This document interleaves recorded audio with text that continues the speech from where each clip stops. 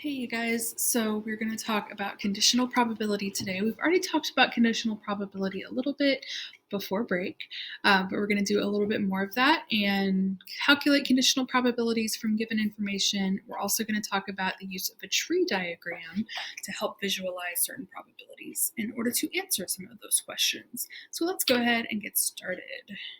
Over here. So first we're going to recap and review. So this one says that a random sample of 415 children from England and the United States who completed a survey in a recent year was selected. Each student's country of origin was recorded along with which superpower they would most like to have. So we have the data summarized in the table below. So we have England and the US and all the different types of powers they would prefer. So we have two questions here. One says which is the probability that a child picked the ability to fly. So notice there was no information regarding what country they're from. We're just talking about children overall. So overall, we had 99 children who picked flying out of 415 total. So I would write, I'm going to let F equal fly and E equal England. So probability of picking flying is 99 out of 415, which comes out to about 0.2386.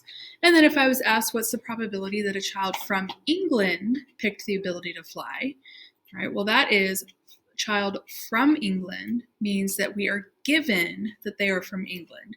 So we would be finding the probability of them picking fly given that they're from England.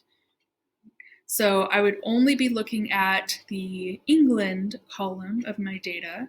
And in that column, 54 out of the 200 picked fly, which comes out to about 0.27%. Right?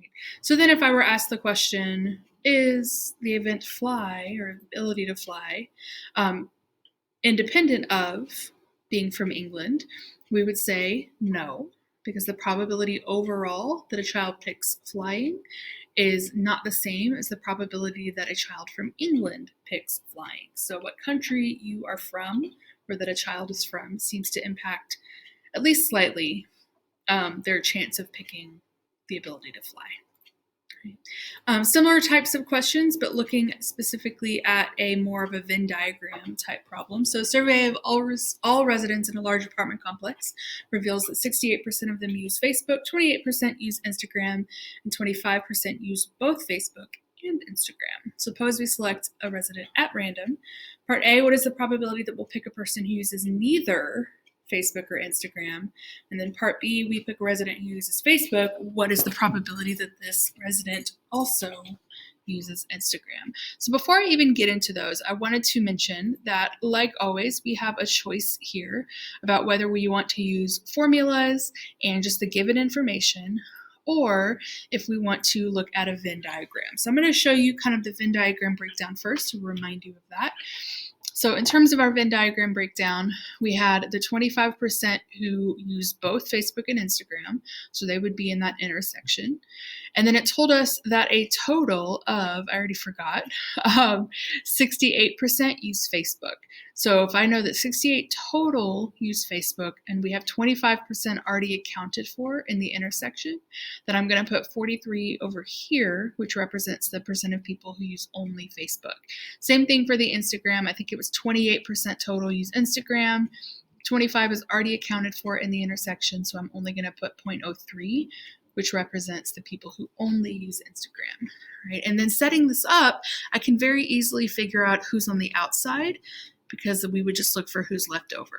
So 43 plus 25 plus 3, and then subtract that from 1 or subtract from 100 would give me 0.29. So there's about 29% of people who don't use either Facebook or Instagram, which is actually one of our questions. So if I go back to slide 5, the first question is asking what's the probability that we'll pick a person who uses neither Facebook or Instagram. So if I were doing this by hand, we already know it's 29% because we got that from the Venn diagram. But if we were doing this just with the formulas, what you should know is that a neither probability is basically the opposite or the other side of an or. So neither would basically just be 1 minus the probability that it's one or the other. that's the only thing that's left. One or the other or both is what or means, so neither would be just what's left over from that. So our probability for neither Facebook or Instagram would be 1 minus the probability that it's one or the other. So if I come up here and find the one or the other part, then I can plug it straight in. So probability of Facebook or Instagram would be probability of Facebook plus probability of Instagram minus the probability they use both. And again, this is using the formula and using just the information that was given. Gives me 0.71. So 1 minus 0.71 gives me 0.29 that are neither. So you kind of have two options for doing that neither. You can either draw the Venn diagram and add up the probabilities and subtract from 1, or we can do it this way. Same thing for part B. We pick a resident who uses Facebook. That is now given. Given that they use Facebook, what is the probability that this resident also uses Instagram? So my formula or my notation would look like this. Probability of Instagram given that they use Facebook. Our formula for given says to do the probability of both things, or the intersection, divided by the probability of what we're given, which in this case they use Facebook. So I could literally just plug in numbers that they gave me. Probability of using both was 25%. Probability of using Facebook was 68%. 25 divided by 68 gives me 0.3676. But again, I do have that option of using my Venn diagram if I drew it. So if we're given that they use Facebook, that means I'm only looking at the Facebook circle. And in that Facebook circle, 25% use Instagram out of 68% total. So that's how we would get that answer. So that was all kind of recap of what we've talked about in terms of conditional probability before, how we figure it out using a table, two-way table, and how we figured out using a Venn diagram, or just generally information that we're given. So what I want to look at now is how, or the types of problems that a tree diagram can be a useful visual for the data that we have. So tree diagrams can be useful when we are told a lot of conditional probabilities. And you'll kind of see what I mean when we look at our first example. The tree diagram helps to organize that information in a really helpful way. So let's look at this example. Let me move my face out of the way for a moment. So a friend who works in downtown Austin owns 2 cars. 3/4 of the time, so 75% of the time, she drives a small car to work. The rest of the time, she drives a large SUV to work. If she takes a small car, she usually has no trouble parking, and the probability that she makes it to work on time is 0.88. However, if she takes the SUV, she is at work on time with a probability of 0.6. So we were just given a lot of information, and we can kind of see that her on-time probability is very conditional. It's based on the car that she drove. So sometimes one thing I like to do is to pull out what I know. So for example, I know the probability that she drives a small car. So P parentheses small car is 0.75, and P parentheses SUV is 0.25. What this 0.88 represents is the probability that she's on time given that she took the small car. Right? So that's P parentheses on time given small car. The 0.6 is the probability that she's on time given that she took the SUV.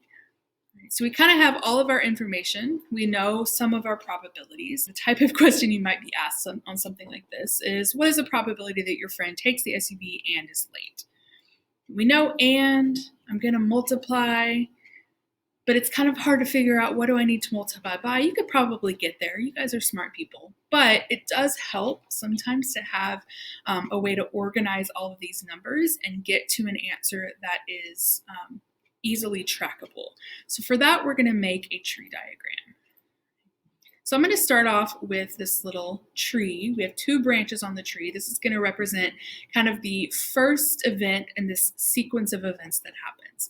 So the first thing is that the friend is going to choose a car to drive. She's either going to drive a small car or she's going to drive an SUV. So I'm going to put at the end of the branch kind of the event that's happening. And then on the branch itself, I'm going to label that with its probability. So 3/4 of the time, so it's 0.75, she's taking the small car, and the other time, 25% of the time, she's taking the SUV. Right? So that's kind of the first event that's happening in this sequence of events. The second event that happens is she's going to either be on time or she's going to be late. And that probability changes depending on what happened before. So I'm going to draw that set of branches from both the small car and the SUV. And then I'll label it with the appropriate probability. So we know that given she took the small car, the probability she's on time is 0.88. And then I can use some simple math that given when she took the small car, the probability that she's late or not on time is 0.12. And that's just because I know that these two right here should add up to 1, because these two options are the only two options there are. Same thing for the SUV, right? Given that she took the SUV, the probability that she's on time is 0.6, which means given she took the SUV, the probability that she's late is 0.4. Okay, so these probabilities on the second branch are actually conditional probabilities. That 0.88 is the probability that she's on time given that she took the small car. 0.12 is the probability that she's late given that she took the small car, etc.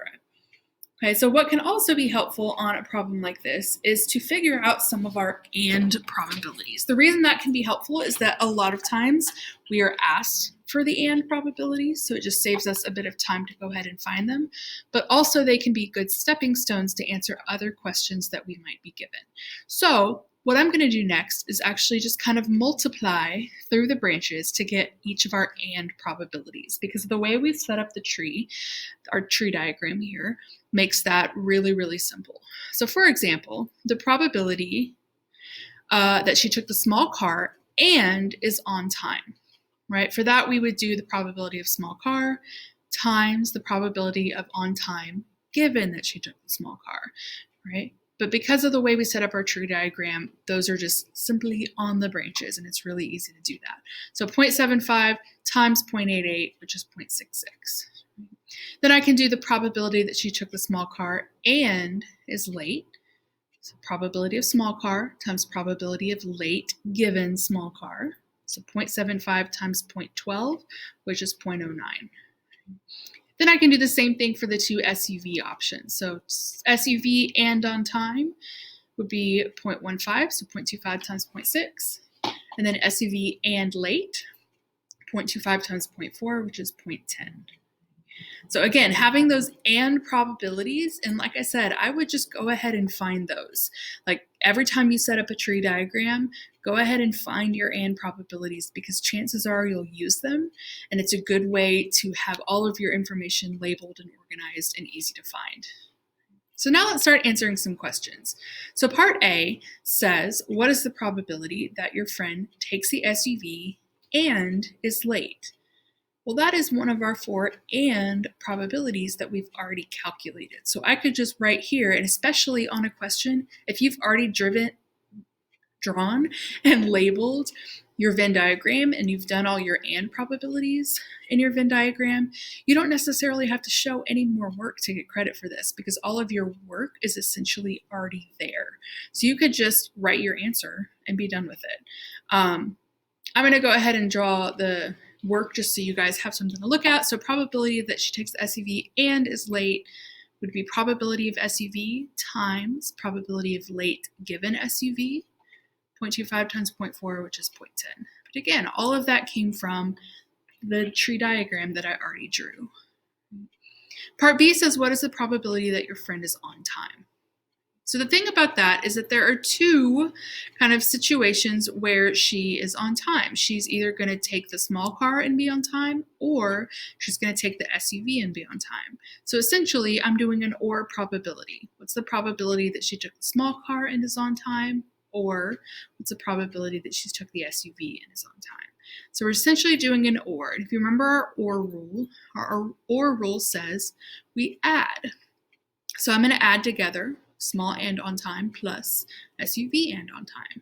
Now the nice thing here is that I don't have to worry about subtracting the overlap, because there's not going to be any overlap, right? She's either going to take the small or the SUV. There's no overlap on a day that she somehow takes both cars. That's not a thing. So we don't have to worry about overlap. I can simply add those two numbers together. Again, those came from our and probabilities that we already found, which gives me 0.81. Part C, if she takes the SUV, what proportion of days is she late to work? So that's a given. Given that she took the SUV, what is the probability that she's late to work? So the nice thing here is that we actually, on our tree diagram, already have that number. Given that she takes the SUV, means I'm looking at this branch on that first event. What's the probability that she's late? Well, that's 0.4. So that's given that she took the SUV, so that's late given SUV right there, 0.4. So I can very quickly just figure that out from looking at my tree diagram because of the way that I've set it up and organized my numbers. Really simple. The last question, on a particular day, your friend shows up to work on time. What is the probability that she took the small car? So she showed up on time, that's what's given. We want to know chances that she took the small car. So we're finding probability of small car given that she's on time. Now that's a little bit trickier because my table, if I can get back there, or my tree diagram, doesn't have like a single branch dealing with all the on times. The on times are kind of split up here. So it's not going to be as simple as part C where I can just like at, okay, given, what's that? Right? My given is kind of split up throughout the table because essentially that happened second in the sequence. So it's a little bit trickier. So I can still figure it out from the table, but it's not going to be as simple. So this is one where using my formula for a given probability is going to be more intuitive and more helpful. So my formula for a given probability would be the probability of both things happening, that intersection, divided by the probability of what we're given. So in this case, I would do what's the probability that she takes the small car and is on time, divided by what's the probability that she's on time in general, overall. Now, fortunately, on this particular example, we've already found both of those probabilities in previous parts. So probability of taking the small car, actually, we haven't done that part. Small car and on time, but that is on our table. Our tree diagram was 0.66. And then the probability overall of on time, we found in part B, was 0.81.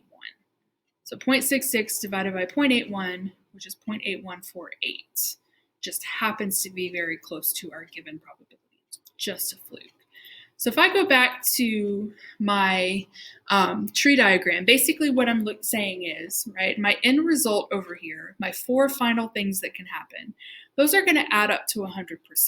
But I'm only talking about the times where she's on time because that was given. So now I'm just looking at those 2 probabilities here.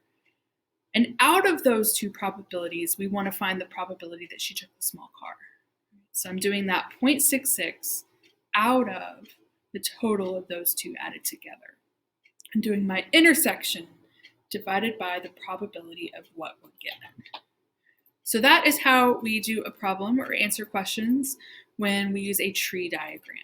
All right. Again, a tree diagram is helpful when we have a lot of the conditional probabilities told to us from the get-go. You can also tell a tree diagram is going to be your best bet if there's kind of a sequence of events. This happens, and then based on what happens here, we have different chances of the next thing happening, right? So any problem where they tell you like a football team has a 25% chance of winning the first game, and then if they win the first game, they have a 60% chance of winning the second game, but if they don't win the first game, so that kind of problem where you've got that sequence of events where it changes what happens next, when they're giving you those probabilities, that is when a tree diagram is helpful. Now, most of what you guys are going to be doing in terms of AP exam is a sequence of 2 events, but we can go further than that. So you might see some examples where there's kind of a sequence of 3 events where based on this happens, and based on that happens. And that's where it can get really tricky. But again, drawing that tree diagram to organize all of that information is incredibly helpful